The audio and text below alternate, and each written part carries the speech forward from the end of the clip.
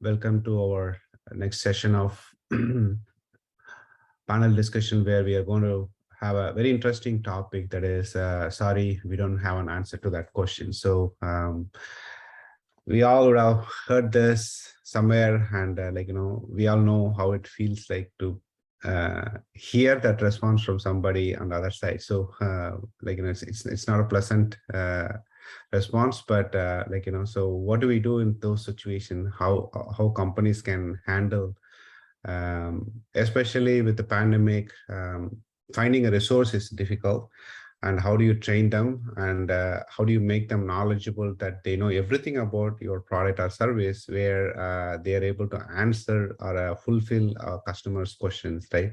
Because customers on the other side have a lot of time, either working from home or the different situation than compared to the earlier situation, where they might be experiencing or using your product or service in a different way, or than what they used to expect in the past. So that can also create some more expectation or some more frustration on their part. So they might ask you a question and things like that. So there are a lot of things are moving fast, and and we have to handle them, and how do we handle them going forward. So that's why we have our expert panels here to help us break down and share their knowledge and the experience. So we have Siddhartha, Ghosh, and we have Aalok, Pradhan, and Sudha, Bhat from Uniphore. So we have three of great panelists here. Before I introduce the panelists, I want a little bit give a background about why we chose this topic, right? So you would have seen or heard or read like a WhatsApp message or somewhere in the past, right, where a pilot was announcing something about how high they are flying, what's the speed, and when they are expecting to land and everything. And then all of a sudden he starts to scream, saying oh my God, this is really bad, kind of a thing. And then what happens? He forgets that he's already on the PR system, and everybody's in the plane are hearing him. He totally forgot. So what actually happened is, he spilled hot tea or coffee and on his pants. So he's it's extremely hot. So he started screaming without realizing. But then the the passenger sitting in the plane, hearing that news from with that kind of a voice, and what happened? Pilot is saying we are going down, or we are. Why is he screaming? So everyone started panicking, right? And then after a few minutes, the pilot says, "Sorry, folks, don't don't worry. I spilled coffee or tea." So, but then the passenger side, right? So the joke that you are saying your pant is wet, come here and see a lot of pants here wet as well. So so you gave us a heart attack for a second. So the idea, the thing is so the situation at pilot side, right? So he is facing some reality. He is facing some tough situation, and then as a human or as anybody, you would have reacted that way, which is okay. So we all are going through some situation like that, and the companies are going through it, and the customers are going through it, and then so how do we handle it? So what are the things that we can say, we cannot say, and if we have to say, how do we say it, right? Things like that. So instead of saying sorry, I don't have answer, can you do it in any other better way, right? So let's explore that, right? So that's the whole idea of coming up with this topic. So so with that introduction to the topic, let's move on, and then I'll introduce you to our panelists here. So first, let me start with the Siddhartha Ghosh. So Siddhartha currently serves a head customer insight and customer experience at the Dvara SmartGold. He was just explaining us what it does. So they have an excellent product and way of helping people buying gold and things like that. So his experience is coming with lots of management, executive leadership, and earlier he used a lot of different companies where he gained customer interactions, so Reliance, Scooty Logistics, Carlo Car Rentals, Wipro. So it's quite a big list. So his role, he's accountable for providing a strategic leadership, oversight, digital transformation, and management of operations, propositions, change in the system. So it's quite a lot that he has been dealing and he's dealing now. So we are sure he has a lot of things to share with us. So Siddhartha, welcome to the panel, and we are looking forward to hear from your experience. Thanks a lot. Yeah. And Aalok is coming from he's a director customer success at CoinDCX. He's a known leader and a speaker in lots of the customer experience spaces. Earlier had a experience with Amazon and Emphasis and Aegis and Vodafone. So that's quite a big of experience. The spectrum. So the 15 years of his experience, he has workforce, command center, capacity planning, program management, program process management, and stakeholder management. So there's quite a few different experience that he has already dealt with. So, and different industries also. And we are looking forward to hear from you, Aalok. So welcome to the panel. Thank you so much, Uthaman. Yeah. Thanks. Looking forward for the great session. Yeah, sure.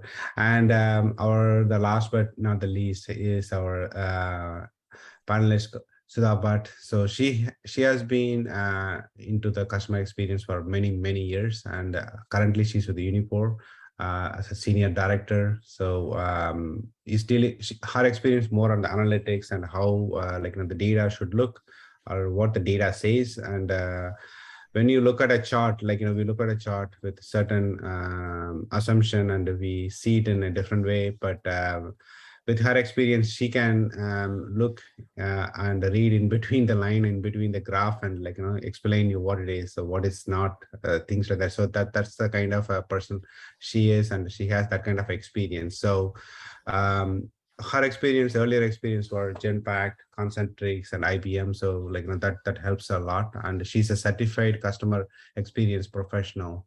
So we want to welcome Sudha to this panel, and thank you so much, Sudha, for being with us today. Thanks a lot, Uthaman. I'm glad, and I'm looking forward to this session. Yeah, absolutely. So we will go ahead with a few discussion points here. So that will help us to lead the discussion in that direction, where we think our audiences are interested in, hearing from all of the panelists. And please feel free. I will point the question to one of you, and then feel free to others can always give your feedback, response. It's like a free form. Okay. So let's start with Siddhartha. So Sure. The customer is always right. Is it true? Of course not. Many times or sometimes. Nevertheless, you don't want to tell them on their face that they are wrong. How do you go about convincingly telling a customer that they are wrong? Well, as you rightly said, customers always they come with the mindset that they are right, and this is something that we experience in the customer service industry quite frequently.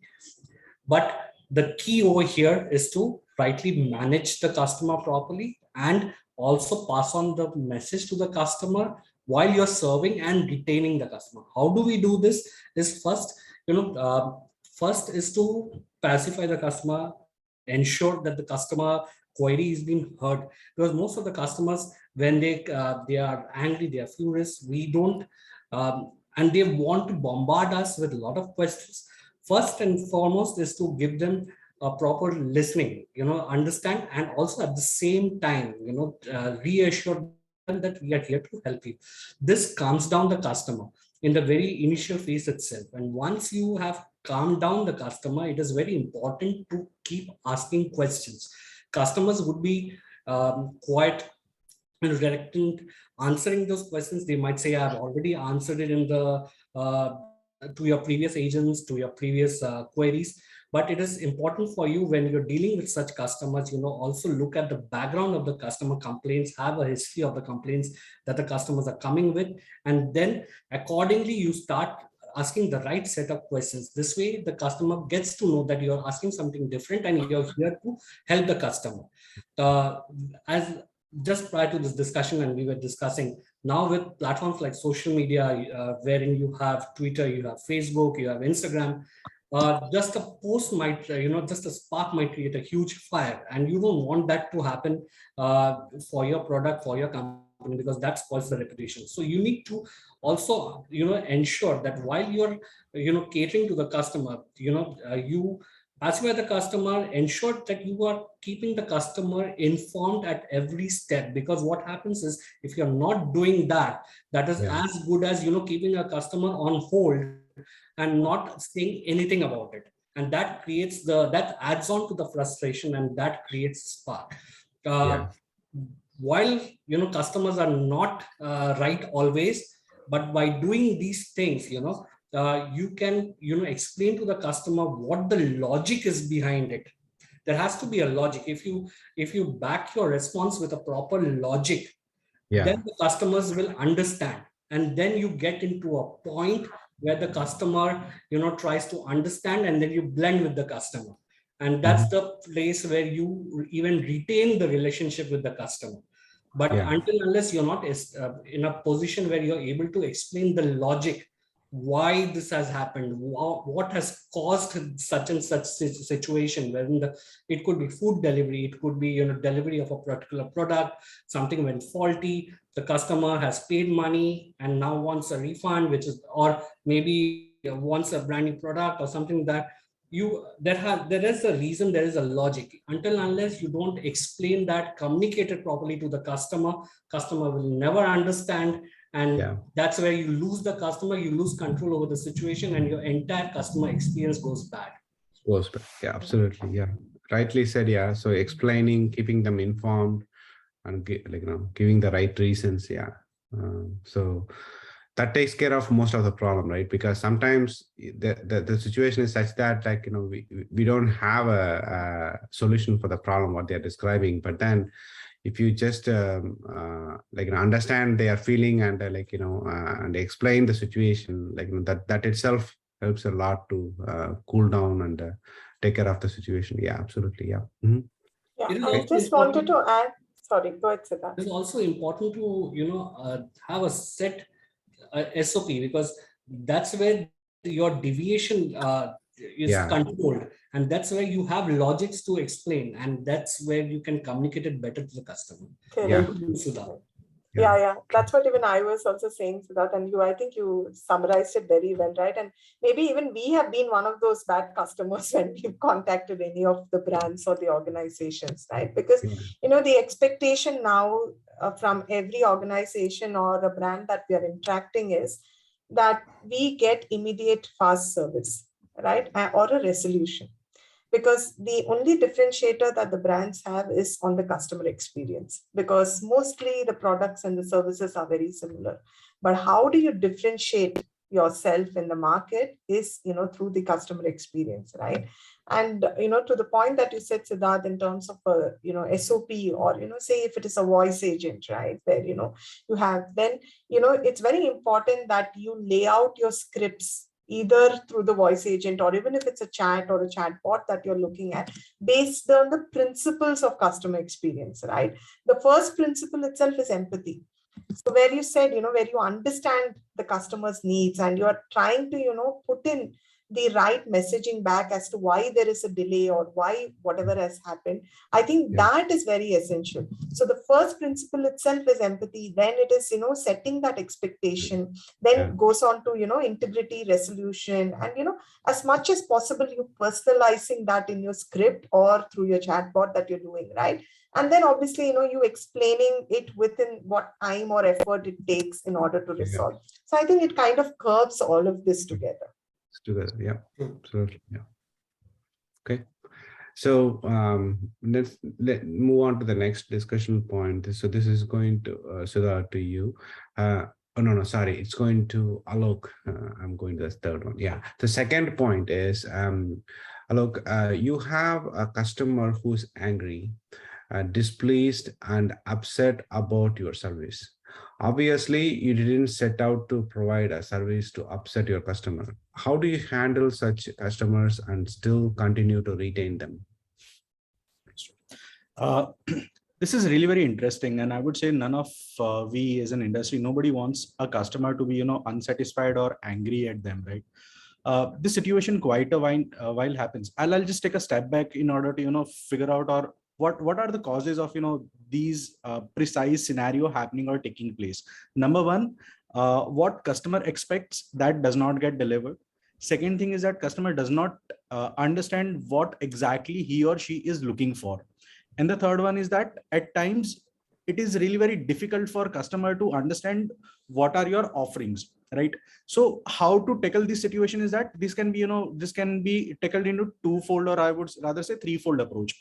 First approach is that make your product so simple and easy for the customer that he or she should understand that what your product offerings are. And according to me, I would say the best support is that no support. So the more awareness, the more self-services you are able to provide at a disposal of your customer, that is something which is going to be bang on. And even after these two line of attacks, if you are not able to if we come across with any such situation wherein customer comes up really very angry and disappointed with the services, the first and foremost thing is that to understand the customer, that what the customer is going through. Put yourself into the shoe of the customer and figure it out. Yeah, there can be certain issues, right? So, and most of our services are dependent on the bandwidth and the internet also. So that also may become a cause of an issue, that customer is not able to get what he or she intends to do. Yeah. So this is the first step of it. Second step of it is that you pump in with required empathy, and you should not be overdo that as well. It should not sound like you have put a robots in order to answer that and every statement that customer is saying, and you are just going ahead and apologizing. That is something which should not happen. So the proper empathy. And the third and foremost really very important part of the customer service or the customer experience is that comprehension and the right interpretation, right? Okay. What customer wants to say. At times customer may need something and he or she may be telling something else. It may happen that customer wants to buy a fruit and instead he or she is asking for the fruit juice. It really very important for me to understand that what customer needs, and I supply that information back to the customer with the proper results, right?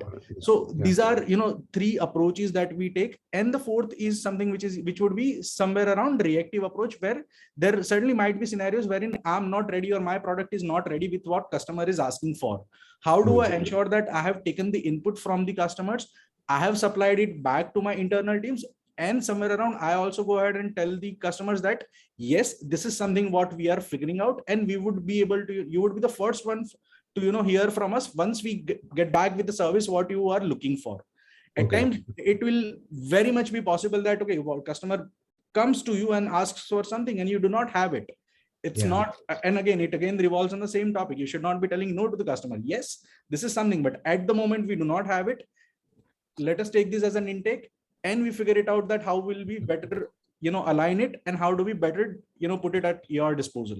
So this is something how the entire deployment work, and would be an approach in order to ensure that none of the customer who comes to your customer service is going dissatisfied, and this is how you will always be able to attain that customer delight factor. Very well said. Okay, absolutely. So so you don't want to overdo it. At the same time, like you want to pick and choose how you want to handle, and how to take the input and then pass it on to the back end, and get that kind of a feedback, right? That's more critical nowadays, because no matter what kind of a service we are into, what kind of a product we have, versatile product, like there is always going to be a ask from a customer that that needs a little bit of a tweaking, or a little bit different flavor. So it's always going to be the case. So absolutely. I mean, the key over here, and just to add to what Aalok said, the key over here is to first calm the emotion of the customer and ask the right set of questions. And, you funnel down to what the customer wants. That, and even keeping calm on the other side. The person who's handling the customer has to be extremely patient and calm. But at this saying that, the going back to your first point, that customers are never always right. So you have to have a proper balance to it, and then cater to the requirement of the customer. Yes. Yeah. Absolutely. Yeah. Yeah. Okay. Okay. Thanks. So, more to the next one. So this is for Sudha. So I have an alarming statistics here. That's 79% of customers who shared complaints about poor customer experience online had their complaints ignored. And after one negative experience, the likelihood of customers doing business with that company again decreases considerably. How do you proactively identify customer service issues and address them? Yeah, that's actually a very, very critical statistics which you quoted, and I think say for example in the banking industry, right, that number is slightly higher, especially in the North American market, right, where they say that almost 85% of the complaints which actually are passed on to the contact center never get reported or logged as a complaint. Because if they log it as a complaint, it has to, basically get into the CFPB, right? So it has to get into the regulatory board. So it is just considered as a feedback or a negative feedback when actually it was a customer complaint. So I think, this is where the use of data and analytics and, the new age AI tools come into play a lot. And now most across the industries, most of the industry leaders have started looking at embedding data and analytics into their contact center space, right? How can we, productize, or how can we even, I wouldn't say automate, because over automation is also not good, because, you as a customer end of the day can have a complex query, which maybe at this stage, based on the maturity, the chatbot may not be able to answer. So you need to ensure that you have the right set of strategy to see which are those contact reasons, which can be, handled by an agent, then handled by a bot, or, it's very important to do that homework first before you decide to do all of this, right? So, and, in general, any contact center environment, agents are toggling anywhere between 5 to 8 systems in the background. You have your knowledge management and, everything, right? Your case notes, your CRMs, your case logs, and so on. And so it becomes very essential that you kind of, first look at that platform, which kind of integrates all of that. So you can make sense of the data. As they say, every conversation matters. And now, given that we have so many channels, it's, as Siddhartha, I think you said, where a small, a Twitter rant can take into places, right? Yeah. And it is so important, right, that you're also able to make sense of that Twitter conversation. So you bringing all of that and then, using, say the method like in natural language processing, or, looking at speech analytics tools, or even looking at, agent assist tools, which basically will help improve the experience angle. And then, to Alok's point, be able to kind of streamline the process and the workflow as well, so that you ensure you're doing it right. And, if the agent doesn't know in the back end, which was this, which has a potential complaint flag, or, which are the patterns which can lead to a customer dissatisfaction, it will become very difficult for them to navigate that conversation. So now, you have AI models running in the background, which are sitting within the CRMs, which basically will help the agent and flag and say, okay, such patterns, when a customer is saying ABC, it means that, they are dissatisfied, right? And then, very mature organization also have tonal and emotions, where they can detect whether, a customer was sarcastic when they said something, or, how. So I think it is very, very important. And I think we live in an era where data and analytics is very much embedded everywhere, right? And, you ensuring that this becomes the culture for the agent also is very important.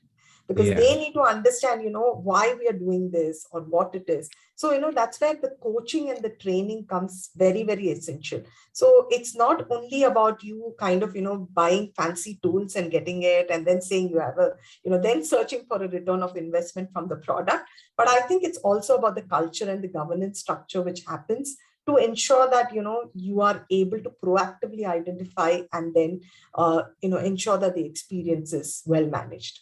Yeah, absolutely. Yeah. Also double clicking on what, Sudha rightly said, just, putting one more minute point over there. Nowadays, analytics, why it is much more important is that it takes care of everything, all the historical trends at I would say minute interval level. Also, if there is a certain spike in any sort of query type, it becomes a trigger or a flag to that, okay, something is going off here. Till yesterday, or let's say for a week's time, my contact for a query was trending around like 20%. Now it has gone above by 2% or 5%. It raises that flag internally, which gets an alarm to the relevant teams to look into if, okay, is something right, or something has gone in south, and if something has gone in south, what is that, and how do we ensure that it gets corrected immediately. True. Yeah. And using those insights is very important, as you said. Exactly. But most often, sometimes, the insights are lost if you don't have the governance structure in place. Yeah. Customer support doesn't, lie at the bottom of the funnel. It is not at the center. And when customer support is at the center, there are various verticals: your marketing, your product, your tech, your logistics. If it is, a supply chain, there are various verticals which is linked to this particular center, that is customer service. And we capture the voice of the customer through various channels. Analytics over here helps us to bridge the gaps between these departments, because the data that we capture through that, gives us specific insights onto which particular department needs that tweaking, needs that. Now, rightly Sudha said, governance is extremely important. The role of the agents who are on calls, who are the customer care representatives, have also evolved over the period. Rather than just processing sales or taking information and just processing and finishing their job over there, the governance model, the behavior change is also very important within the agents. How they can bridge the gap. So what is it that they are sensing, and passing that information and capturing the right insights in their CRM, that will help drive analytics, and that will drive passing the information to the relevant department and bridging the gap. So it is a merger of various things that brings proper customer success. Absolutely. Yeah, that's correct. Yeah. Okay, so with that input, now let's on to the one more statistics based question here. So Aalok, this question is for you. It's based on Zappos, legendarily known for its customer service, right? Strives to answer 80% of its calls within 20 seconds. They view each conversation as an opportunity to build the Zappos brand into being about very best customer service. Can you give examples from your organization where you are proud of your service, basically your Zappos moments? Okay. So I'll put it across this way. I would say not only Zappos, but nowadays each and every product or any offering or any B2C or B2B organization, right?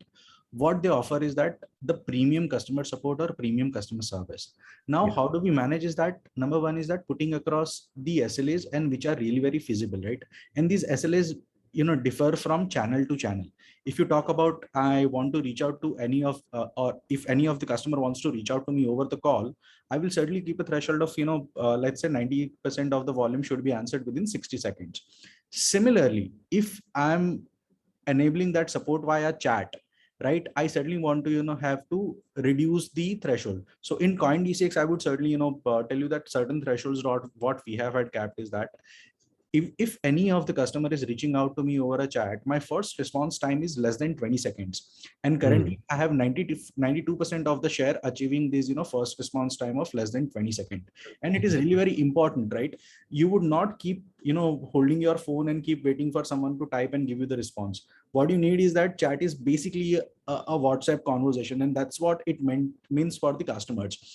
And right now with the generation what we have, and precisely the millennials, what we call them, they are really very impatient, right? If you do not answer them within just that threshold, they just lose their patience. And that's what the new generation is coming up with. They are really very tech savvy. So every time, wherever our customer footsteps or rather customer footprint is, we need to be available. Similarly, on social media, let's say Twitter, let's say Instagram, Facebook, or any other social media apps, if there is a tweet which has a mention about my organization at the red CoinDCX cares, right? My first step is that I acknowledge that I am there for you. And that acknowledgement is something which is really very critical and important to sustain that customer service. And it is not only about Zappos. I would say across the organizations, this is really very important, that whenever or wherever customer feels that, okay, they need some help, they find someone. It can be done through, artificial intelligence. It can be done through deploying the manual or the human intervention. But yes, what is needed is that whenever customer wants you, you are there. And that is something what drives it. And then comes it to the later part, wherein, how many queries are we able to resolve out of all the conversations what we are getting, right? And the threshold is nothing lesser than the 100% to that. So any of the query or complaint which is coming our way, we need to ensure that 100% of it gets resolved. Some of them might take longer time, because there might be some tech bugs which needs to be removed, or some product changes which needs to be done from the SOP standpoint, and some I would say engineering changes. But yes, putting all these efforts put together, customer reaching out to us, we need to ensure that we are there to tend them. And this is something what is making a difference, right? Because as I would say Shubha also rightly said earlier, that almost everyone is offering similar sort of product. What makes you stand out is that how you ensure that you are there for your customers. Yeah, absolutely. Yeah. So the differentiation and like giving that going the extra step to give that kind of customer importance and make them feel good is what is going to make the huge difference. Otherwise, the product wise, most of the products have similar features, and the price point also is not big differentiator going forward. So yeah, and a lot of it also has to be backed along with tech. A lot of it has to be backed with resource planning, because days like and events like Mother's Day, Valentine's Day, when the volumes, especially on the food delivery side, spikes up like crazy. Even during matches like India-Pakistan match or IPL matches, the volumes increases, and there could be some kind of leakages in terms of delivery, in terms of restaurants, delivering it late, or your delivery boy reaching late, and the volumes are spiking up. That's where your technology, your resource planning plays a vital role, and that's where your adherence to your answer levels, your SLAs are important. Yeah, absolutely. And also, to add, Uthaman is, say when you say a Zappos moment, right? So if you look at, organizations like Zappos or even Southwest and all that, they thrive on customer first culture. So that is like the most, that's like the center, right? And that's what even Aalok and Siddhartha is saying, right? Where you have that culture which says customer first. And that needs to be trickled from above, from your mission statement, your vision statement. All of it has to revolve around the customer. So, when that gets trickled until the bottom, then I think every interaction that you have kind of, is your Zappos moment. Yeah, absolutely. Yeah. Okay, so we'll move on to the next one. That this is for Sudha. It go next for yours. My vendor has automated everything related to customer service and support. I don't get to talk to a real human being at any point in time. While I'm happy the most of my issues get resolved faster today, there are some complex needs of mine that the automated systems don't understand. I don't find a straightforward way to talk to an agent either. Is excessive automation a curse when it comes to customer experience? Yeah, I love this question. So, I'll go back to Alok's point where he said, the ideal situation is not to have any support, right? That is like, the North Star, where your product or your service offers, everything that you don't need to even waste your operating cost for setting up, support or service, right? Which is an ideal situation. But But the down to earth reality is that it's very difficult to achieve, and it doesn't happen actually, right? I mean, I'll just quote an example of myself, right? When some 2 days back, you have these Sodexo food carts, right? So that pin for some reason, through the app was blocked. I don't know why. And, it took me 2 days to figure out how do I restart that pin on an app, right? And I was not able to know it. Then how does it serve the purpose? Yeah. I mailed, I didn't get a response. And then, I have been calling, there is no number to call. Where do you call? It doesn't go through, right? So it kind of gets frustrating, where the ideology is that you have everything which is automated, you have it on the app, and then you have an FAQ section, etc. But there can be, I mean, this was not even a complex query. It was just about resetting your pin, right? It was very simple. It was not even complex. So, even for these queries you've automated, which is awesome. But did you have a strategy while automating it, right? Did you ensure that the customer had self-serve options in either of your portals, either it's your website or your app or wherever it is, right? Or if you even had a community where you have answers, that also would work. But if that is not there, then I think automation becomes a curse. But then where automation is going to help you is for redundant things like, say, a query where say a loan processing unit where you have a lot of workflows that the agent is doing. You're trying to automate that case workflow. You're trying to bring in RPAs there. Excellent, right? Yeah. And then if you have certain of those queries as well, which is on your self-serve, very good.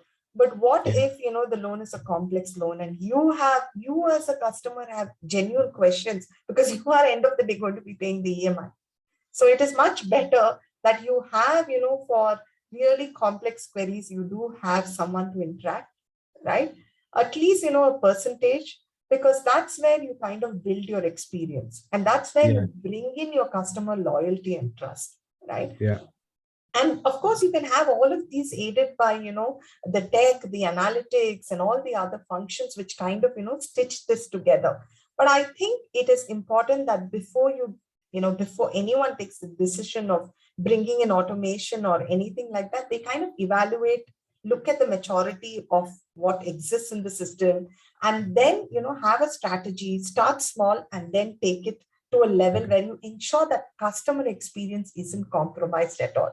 Because once you have that negative experience to your previous statistics, right, it is gone. You've lost a customer, right? Then, the entire life cycle for the customer is with another brand and not with you. So I think that's my opinion. I mean, Siddhartha and Aalok, chime in if you think otherwise. No, I think you're absolutely bang on. You're spot on with your, observation and what you talked about. And in a way, it's a, that vicious circle which keeps on, rolling up. Yeah. So that's exactly how it is. Yeah. Absolutely. Yeah. Okay. So now we move on to the last discussion point here. This is for Siddhartha, for you. The customer experience functions often don't empower their agents to make decisions on the fly. There are various reasons cited for it, like policy decisions, improper training, and the inability to provide the right solutions. So most customer complaints typically results in tickets that don't get resolved. How do you empower your agents to do this? Well, the knowledge base, and this is something that we touched upon just a couple of points earlier. Knowledge base and adherence to knowledge base is extremely important. Why this is important is, rightly capturing the customer insight, what exactly the customer wants, and accordingly answering to the customer is extremely important. And if your knowledge base, if your CRM, if your tools that you have, which is required for an agent to answer to the customer, is not being used, that's where you're faulting in the very first step itself. And without this, the follow-up action, for example, if there is some kind of insights that needs to be drawn, some kind of information that needs to be given to the relevant department, everything starts falling apart. So it is important that, we drive and there has to be proper governance right from day one to the agents during the training and in the live environment, that they are there to, the knowledge base, they are there to certain guidelines. And if not, then the agent is not perfect enough to be on that seat and needs to be, then pulled out from the system and then put into retraining. Without this, the entire process won't work. So it is important that, the right set of tools, right set of information. And now, there has been a lot of technology, as I was just mentioning with Sudha, the over the call itself, there is 100%, there are technologies which supports 100% recording of your calls of an agent. Also the emotions of the customer, emotions of the agent, which gives instant input to the supervisor, telling how the call is going haywire and this, and if he is required to, step in and take it over. Earlier, this facility wasn't available. And with this kind of technology, the call falling apart, or the experience going bad, or the conversation going haywire can be controlled immediately. So it's how you are governing it, how you're driving it in your organization to the lowest level is extremely important, and there has to be proper checks, periodical checks on this. Sure. Yeah. Okay, that sounds good. Yeah, that's true. So we have seen some of the experience where empowered customer support person makes all the difference, right? Because if you don't look at them as a bottom of the change, so that makes it a lot more complicated and does not get the result what you really wanted. So yes, and they are the voice of the brand end of the day. Yeah, exactly. Yeah. So imagine our brand ambassadors who come on our on the TV advertisement, compare them to the the ambassadors who are answering calls over the phone, right? So so what kind of importance we give to our agents, and how we empower them, and so because just a simple product company today have to deal with a lot of different challenges and problems, because the usage have changed, and the customer expectations have gone up, and customer patience level, like we all discussed just now, have gone down, right? Because we are now in a swiping what do you call movement, right? We want everything to just swipe and see the instant result. The importance over here is now the chatbot and other text which is already available. Customers who are reaching to that agent is no more reaching to a tier 1 agent. When they are reaching to an agent through all these channels, they are already level at a tier 3 level. Correct. So even your tier 1 agent has to be equipped, has to be knowledgeable in order to answer those questions and handle the customer as a professional, like a supervisor on them. Yeah, absolutely. Yeah.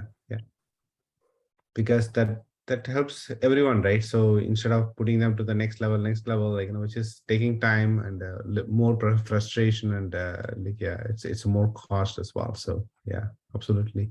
Yeah, so that's good. So that comes to covering all our discussion points here.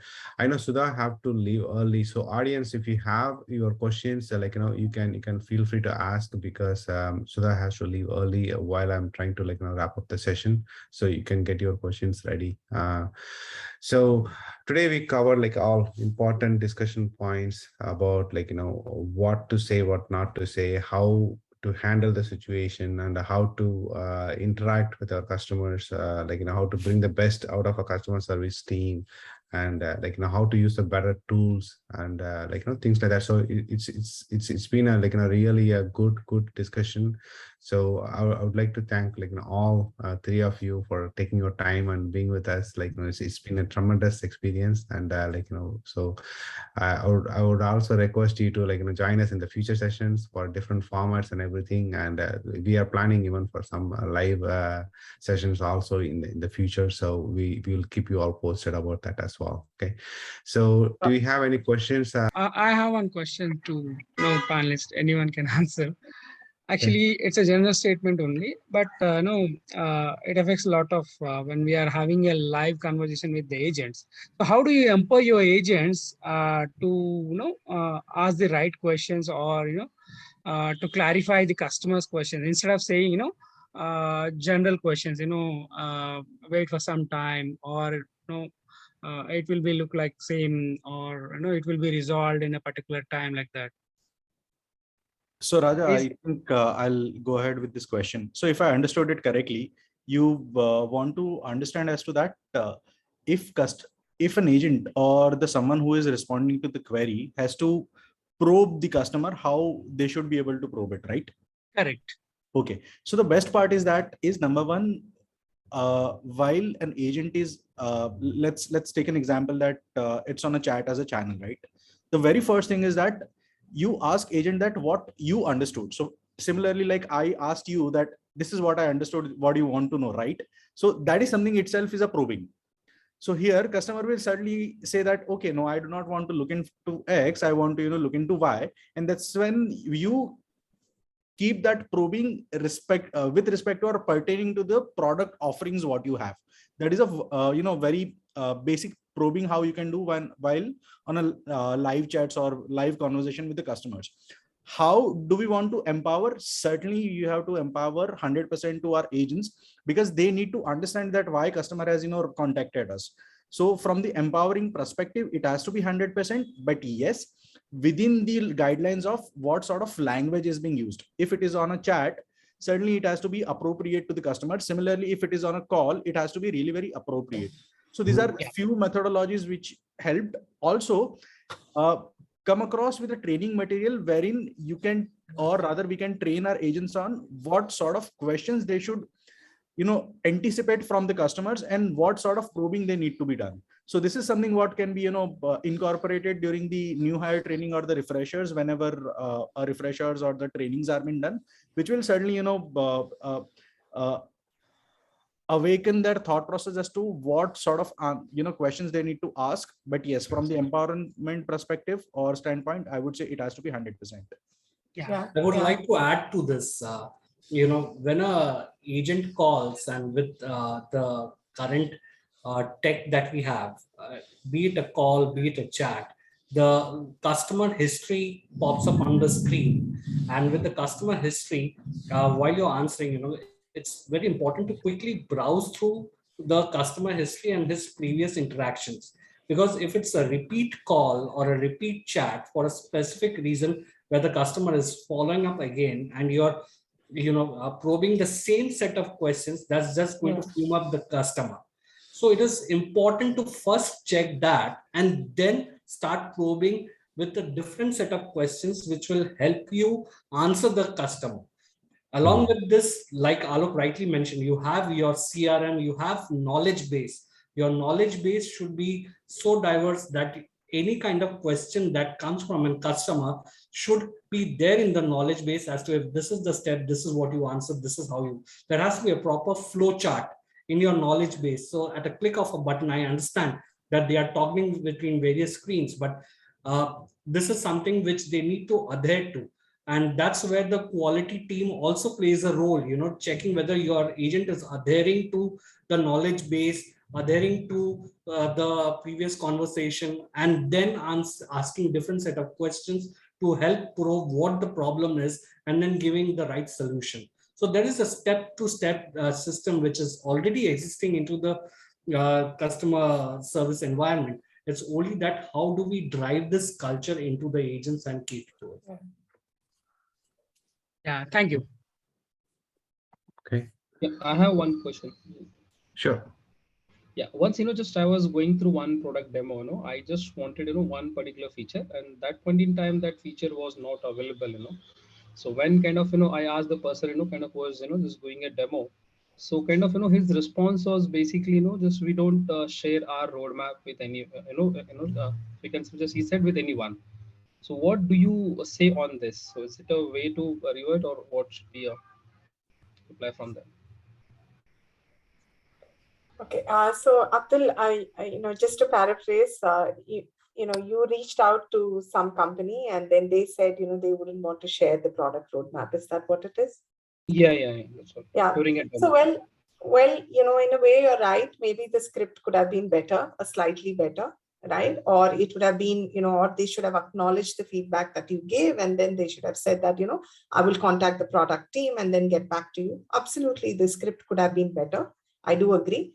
But, at times what happens is that when you have, like, especially for product companies where they have, a lot of, there's a backlog of things that they are doing on the product on a daily basis, the agent may not have had that much of a leeway to understand what all is there in the backlog, because he or she wouldn't be knowing what is existing, and maybe that's why they use that script, right? But you're absolutely right, it would have been better. And again, this is why it's very critical that you empower your agents, to the point that Siddhartha and Aalok said, right?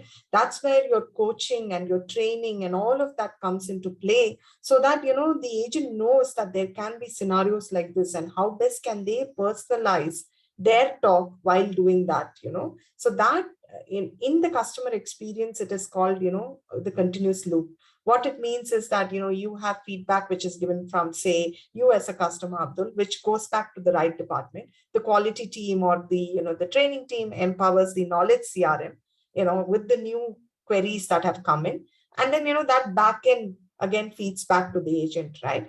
And now, there's so much of technology that is available that sometimes I think, we are not making best use of it, or some brands don't make best use of it. So I think, it is about you, tweaking that and utilizing it to the best, so that, you empower the agents correctly. So that would be my response of them. Thank you. Okay. Anything I think there's more? another question by Abhijit. Someone has raised the hand. Yeah, Abhijit. Yeah.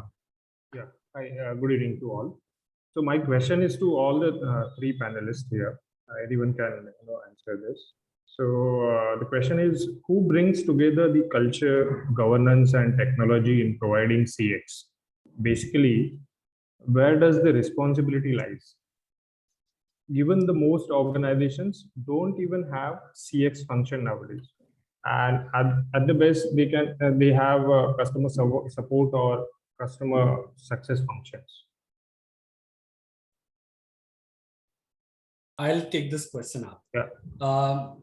Abhijit, it is on the organization.